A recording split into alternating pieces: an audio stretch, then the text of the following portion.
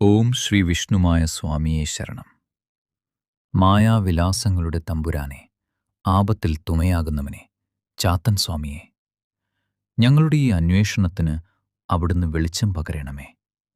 കൺകണ്ട ദൈവമേ, കാത്തുകൊള്ളണേ. നിങ്ങളുടെ വീട്ടിൻ്റെ മുറ്റത്തോ ഗേറ്റിലോ അല്ലെങ്കിൽ ജനൽപ്പടിയിലോ എപ്പോഴെങ്കിലും ഒരു നാണയം വീണുകിടക്കുന്നത് ശ്രദ്ധിച്ചിട്ടുണ്ടോ?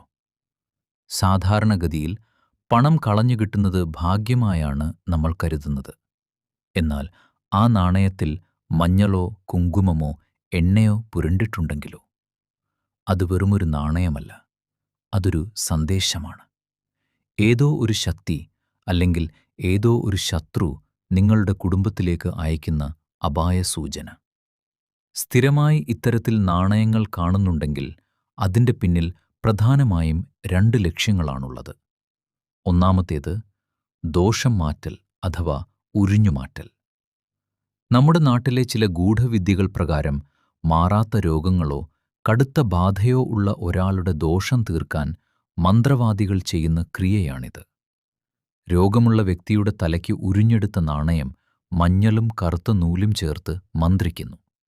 ആ നാണയം ആരുടെയെങ്കിലും പറമ്പിൽ കൊണ്ടിടുന്നു. ആരെങ്കിലും ആ നാണയം കൈകൊണ്ട് സ്പർശിച്ചാൽ അല്ലെങ്കിൽ അത് എടുത്തു മാറ്റിയാൽ ആ രോഗവും ദോഷവും നാണയം ഇട്ടയാളിൽ നിന്ന് മാറി അത് എടുത്തയാളിലേക്ക് പകരുന്നു.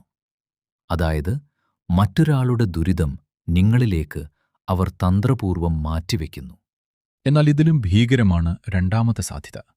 അതാണ് സ്തംഭനം അഥവാ ബന്ധനം. കൂടുതലറിയാൻ ചാനൽ സന്ദർശിക്കൂ. നന്ദി. ശ്രീ വിഷ്ണുമായ കുട്ടിച്ചാത്തൻ സ്വാമിയുടെ അനുഗ്രഹം ഏവർക്കുമുണ്ടാകട്ടെ. ശ്രീ വിഷ്ണുമായ സ്വാമി ശരണം.